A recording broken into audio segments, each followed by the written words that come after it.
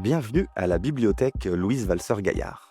Ce lieu est important pour la culture sourde car il est en lien avec l'histoire des sourds. Suivez-moi. La bibliothèque porte le nom de cette dame, dont voici le signe.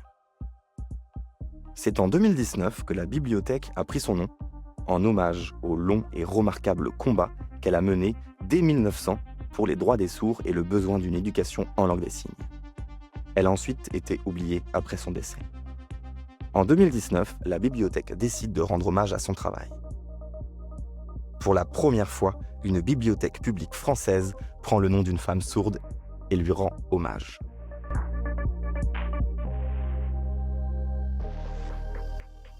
On remarque que dans la culture sourde, le mot « sourd » est écrit avec une majuscule. Alors, pourquoi cette majuscule ? Laissez-moi vous expliquer.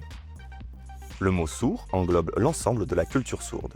Ses traditions, son héritage culturel, la construction de ses associations, mais aussi la lutte pour obtenir une place dans la société.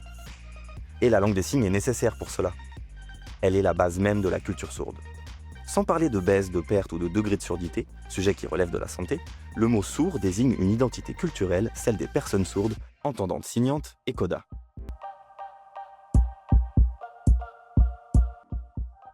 La bibliothèque propose un grand nombre d'ouvrages. Je vais vous en montrer 3 qui évoquent la culture et l'histoire des sourds, dont un de mes livres. Allons-y. Voici le premier exemple. C'est un de mes livres.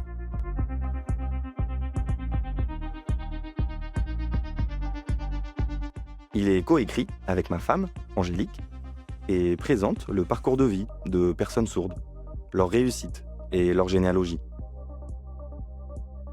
Nous y revenons sur la vie de Louise en rentrant dans les détails. Passons à un autre livre.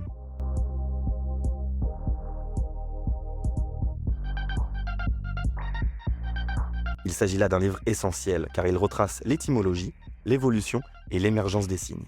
Yves Delaporte y démontre que la langue des signes a son histoire et a évolué. Elle n'est pas apparue par hasard. Passons au dernier ouvrage.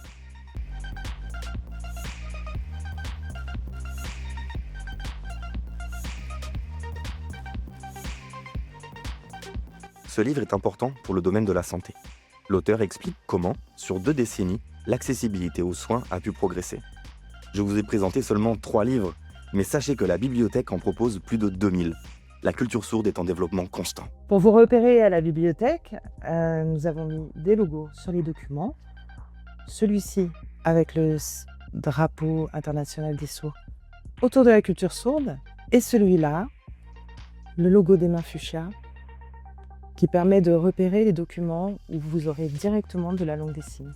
En plus de toutes les ressources que nous proposons également des actions culturelles, des rencontres, des ateliers, des conférences pour les petits, pour les grands, pour valoriser la langue des signes, valoriser la culture sourde.